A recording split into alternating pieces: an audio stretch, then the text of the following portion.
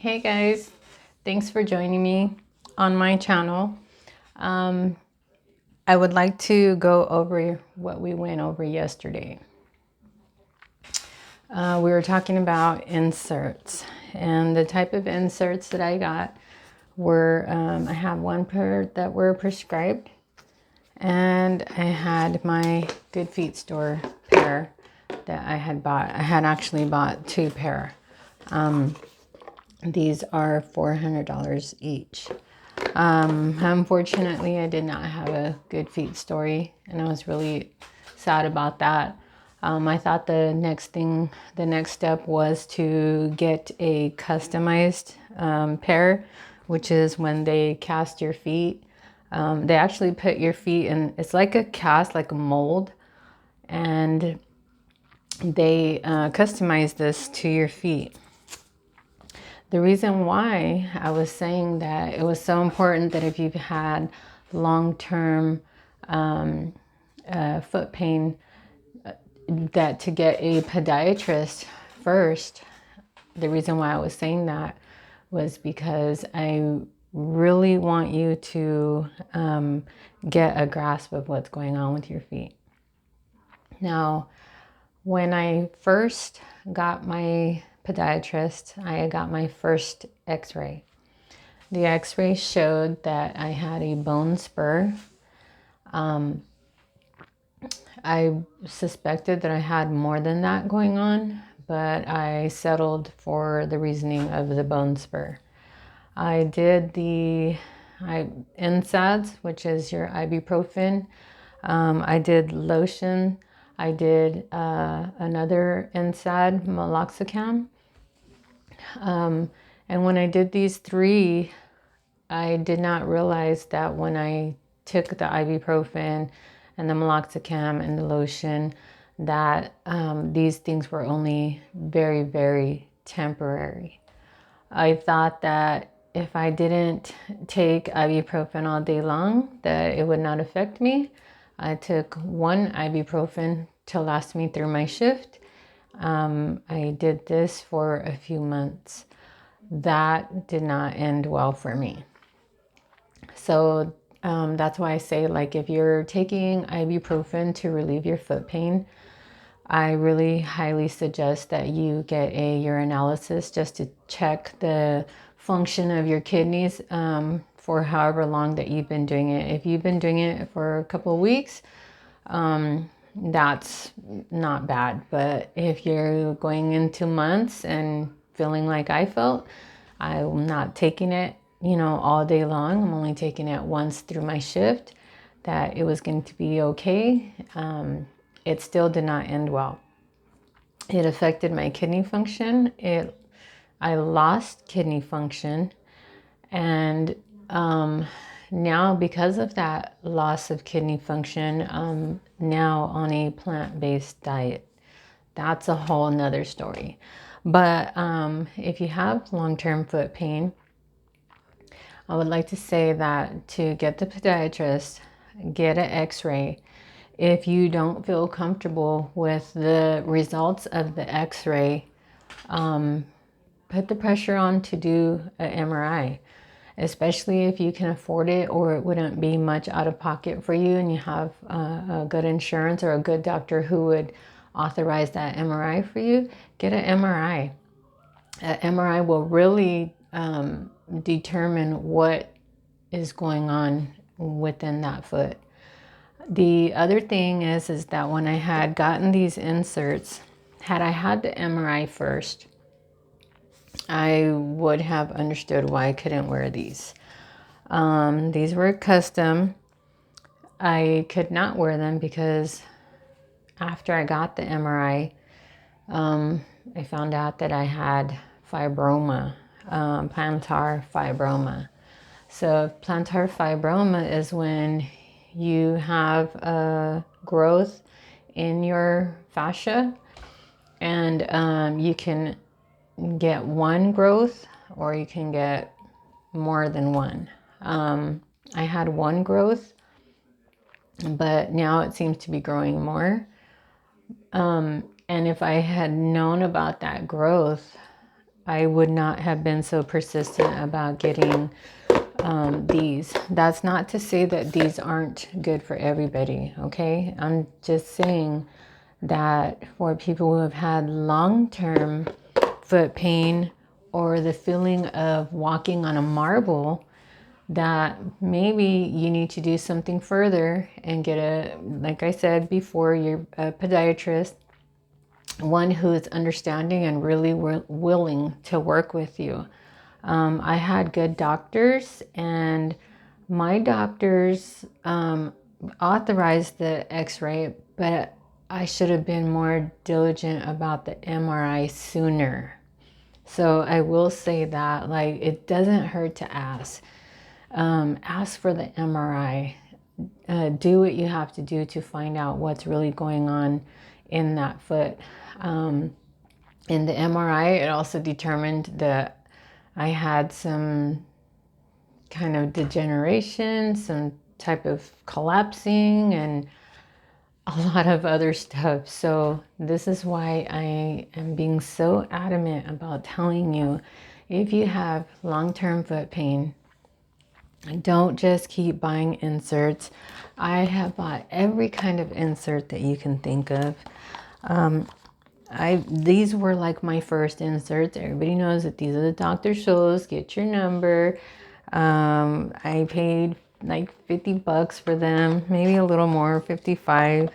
I used to get these, and these used to work, okay? But as I got further and further into my foot issue with what was really going on, these started to not work anymore. I had the Dr. Scholl shoes. I had the Dr. Scholl insert.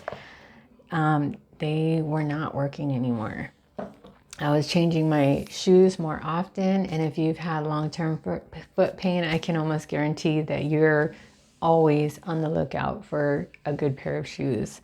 I was getting thicker shoes, and at one point it got really embarrassing because I was filling my shoes up with so much insert and padding to relieve the pain that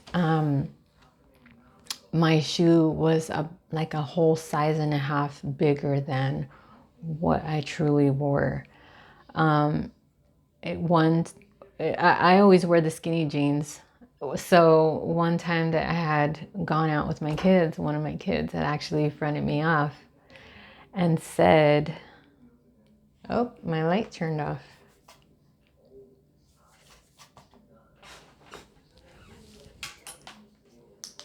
Sorry about that.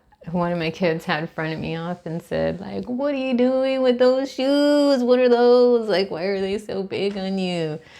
And it was really embarrassing. And at that point, I did not want to wear those shoes anymore. I don't know if you've ever seen the Good Feet store commercials where that one lady was building her what do you call it, her inserts the way that she wanted them to fit in her shoe. Well, that was my story, and I wish that I would have had a Good Feet story like that. I really do. I really gave it a shot. For both the inserts that were really expensive, I did these inserts for 7 months. I wore them until I absolutely could not wear them any longer. For about 7 months, I tried. For the Good Feet inserts, I tried for about 3 months, and I just could not do it. But had I known then what I know now about the MRI, and finding out what was really going on and why I couldn't wear the insert, that feeling of always constantly walking on a marble was really getting to me. And I even think that these things made that worse. So this is why I tell you that please take care of your feet. If you have questions, ask. I'm all for questions. I really want to help you guys out. I really want to spare you guys a lot of headache, a lot of time, a lot of frustration, because I know of anybody that it can be depressing. You can have so much anxiety. I work in a hospital. I actually have to do on-call. So the nights that I would work on call, I would be begging and praying to God to not let them call me in because I was having so many problems with my feet. I would literally cry myself to sleep thinking, "Oh, I have to go back to work in a few hours. I know they're going to call me in and I'm just going to die at work." I would come home from work. I wouldn't eat. I was so tired and my feet hurt so bad that I knew that all I could do was just make it to the shower and get in bed, lay in bed. I didn't even go to sleep. I just laid in bed because I could not do anything anymore. I couldn't clean my house. I couldn't cook. Eventually, I had ended up buying a chair, like a little fold-out stool. I bought a chair to put in front of the stove so that I could be able to sit and cook. Now, mind you, a lot of people say it's because of your weight. It's, the doctors would say lose weight and it'll help. Now, I was 123 at the time of my plantar fasciotomy. 123 pounds. That's nothing. I'm 131 pounds right now. I feel really good at this weight. I was very underweight because of not being able to eat or cook for myself before I went to bed. I just wanted to get off my feet. So I know that there's a lot of you out there who go through the same thing and think that you're alone. You're not alone. Please subscribe to my channel. I have so much information that I could share with you. I could even tell you about when I stopped taking ibuprofen, the supplements that I did start to take and what worked for me. You might have something that you take that is a natural supplement that might work for me or others. Share that information. We would love to hear that.